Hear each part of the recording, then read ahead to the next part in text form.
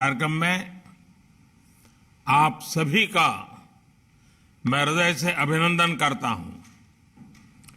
इस पुण्य अवसर पर मैं सभी देशवासियों को भी अनेक अनेक शुभकामनाएं देता हूं। श्री अरबिंदो का 150वां जन्म वर्ष पूरे देश के लिए एक ऐतिहासिक अवसर है।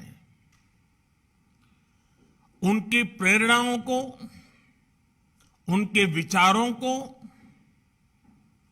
हमारी नई पीढ़ी तक पहुंचाने के लिए देश ने इस पूरे साल को विशेष रूप से मनाने का संकल्प लिया था।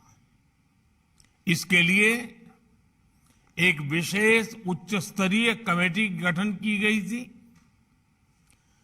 संस्कृति मंत्रालय के नेतृत्व में तमाम अलग अलग कार्यक्रम भी हो रहे हैं। इसी क्रम में पुडुचेरी की धरती पर, जो कि महर्षि की अपनी तपोस्थली भी रही है, आज राष्ट्र उन्हें एक और कृतज्ञ श्रद्धांजलि दे रहा है। आज श्री अरबिंदो के ऊपर एक स्मृति कॉइन और पोस्टल स्टैंप भी रिलीज किया गया है। मुझे विश्वास है कि श्री अरबिंदो का जीवन और उनकी शिक्षाओं से प्रेरणा लेते हुए राष्ट्र के ये प्रयास हमारे संकल्पों को एक नई ऊर्जा देंगे, नई ताकत देंगे।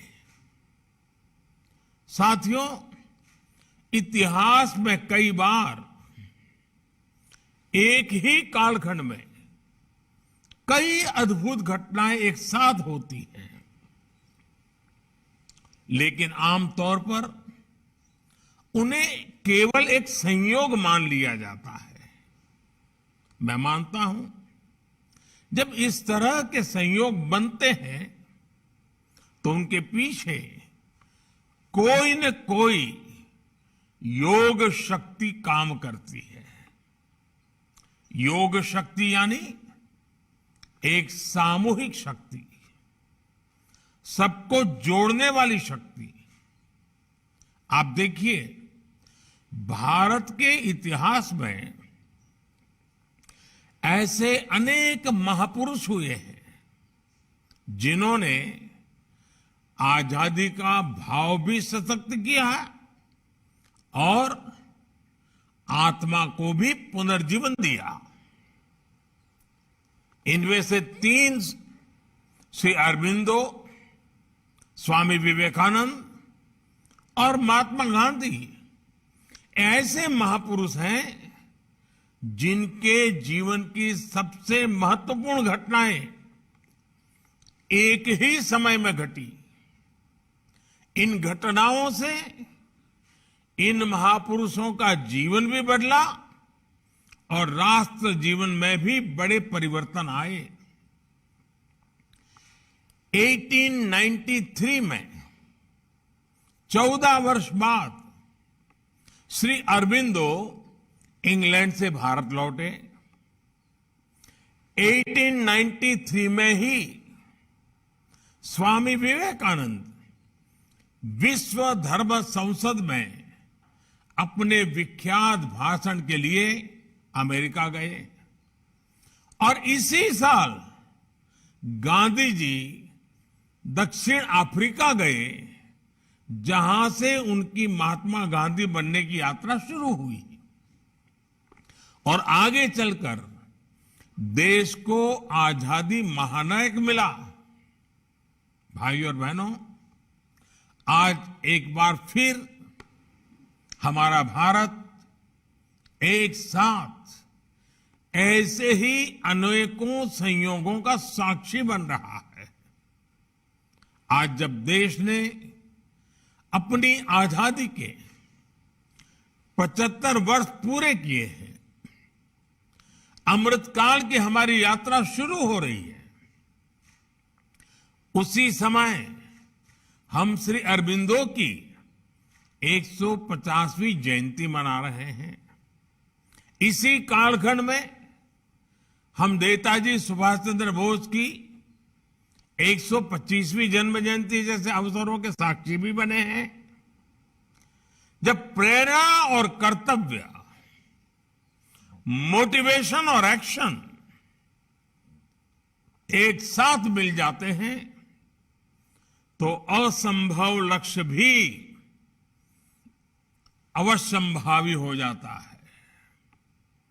आजादी के अमृत काल में आज देश की सफलताएं, देश की उपलब्धियां और सबका प्रयास का संकल्प इस बात का प्रमाण है। साथियों, श्री अरबिंदो का जीवन एक भारत श्रेष्ठ भारत का प्रतिबिंब है।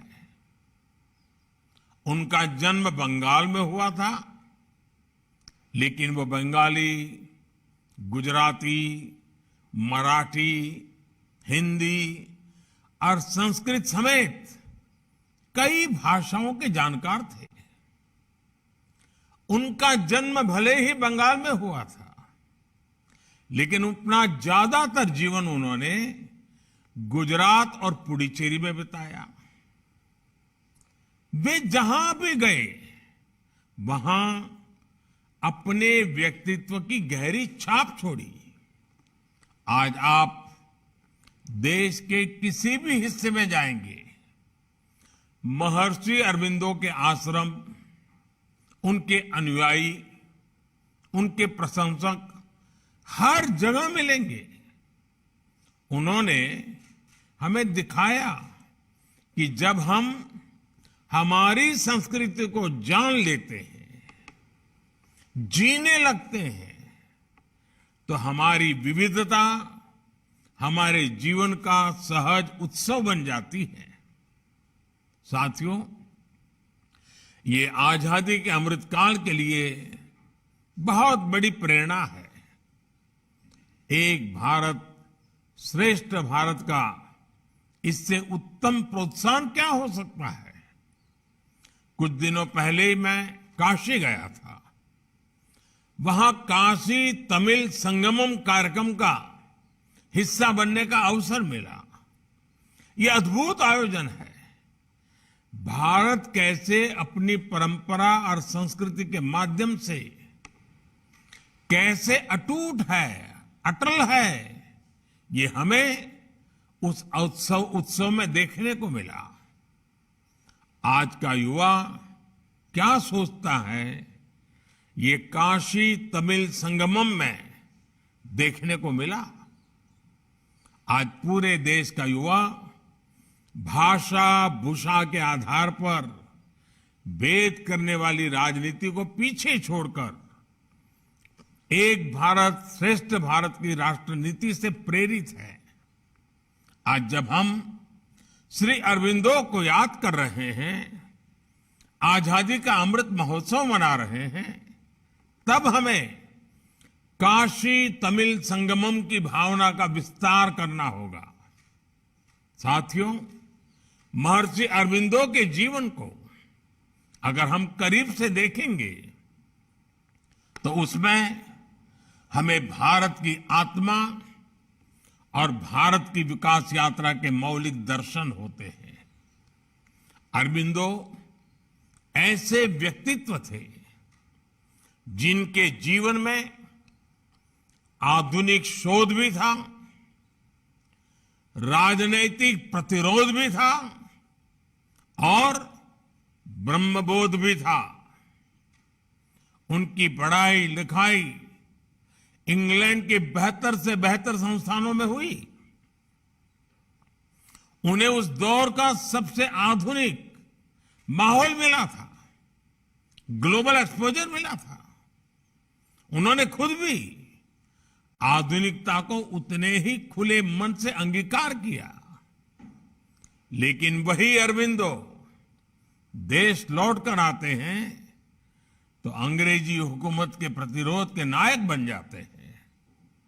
उन्होंने देश की आजादी के लिए स्वाधीनता संग्राम में बढ़ चढ़कर हिस्सा लिया। वे उन शुरुआती स्वतंत्रता सेनानियों में से थे जिन्होंने खुलकर पूर्ण स्वराज की बात की। कांग्रेस की अंग्रेज परस्त नीतियों की खुलकर आलोचना की।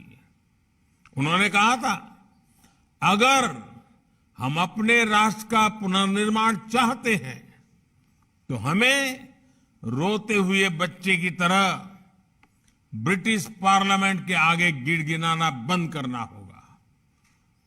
बंगाल विभाजन के समय अरबिंदो ने युवाओं को रिक्रूट किया और नारा दिया, नो कॉम्प्रोमाइज, कोई समझौता नहीं। उन्होंने भवानी मंदिर नाम से पैम्फलेट छपवाए, निराशा से घिरे लोगों को सांस्कृतिक राष्ट्र के दर्शन करवाए। ऐसी वैचारिक स्पष्टता, ऐसी सांस्कृतिक दृढ़ता और ये राष्ट्रभक्ति इसलिए उस दौर के महान स्वतंत्र सेनानी श्री अरबिंदो को अपना प्रेरणा स्रोत मानते थे।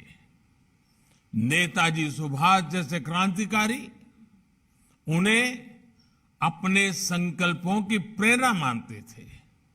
वहीं दूसरी ओर जब आप उनके जीवन की बौद्धिक और आध्यात्मिक गहराई को देखेंगे तो आपको उतना ही गंभीर और मनस्वी ऋषि नजर आएंगे।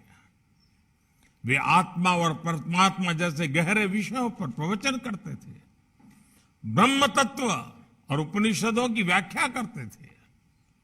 उन्होंने जीव और ईश के दर्शन में समाज सेवा का सूत्र जोड़ा। नर से लेकर नारायण तक की यात्रा कैसे की जा सकती है, ये आप श्री अरबिंदो के शब्दों से बड़ी सहजता से सीख सकते हैं।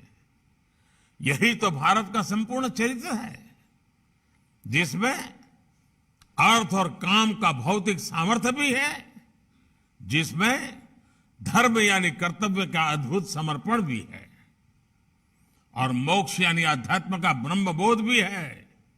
इसलिए आज अमृतकाल में जब देश एक बार फिर अपने पुनर्निर्माण के लिए आगे बढ़ रहा है, तो यही समग्रता हमारे पंच प्राणों में झलकती है। आज हम एक विकसित भारत बनाने के लिए सभी आधुनिक विचारों को, बेस्ट प्रैक्टिसेस को स्वीकार और अंगीकार कर रहे हैं। हम बिना किसी समझौते के, बिना किसी दैन्य भाव के इंडिया फर्स्ट के मंत्र को सामने रखकर काम कर रहे हैं और साथ ही आज हम हमारी विरासत को, हमारी पहचान को भी उतने ही गर्व से दुनिया के सामने रख रहे हैं। भाइयों और बहनों, महर्षि अरबिंदो का जीवन हमें भारत की एक और ताकत का बोध कराता है। देश की ये ताकत, आजादी का ये प्राण और वही गुलामी की मानसिकता से मुक्ति। महर्षि अरबिंदो के पिता शुरुआत में अंग्रेजी प्रभाव में उन्हें भारत और भारत की संस्कृति से पूरी तरह दूर रखना चाहते थे। वे भारत से हजारों मील दूर अंग्रेजी माहौल में देश से पूरी तरह से कटे रहे। लेकिन जब वो भारत लौटे, जब वो जेल में गीता के संपर्क में आए, तो वही अरबिंदो भारतीय संस्कृति की सबसे बुलंद आवाज बनकर निकले।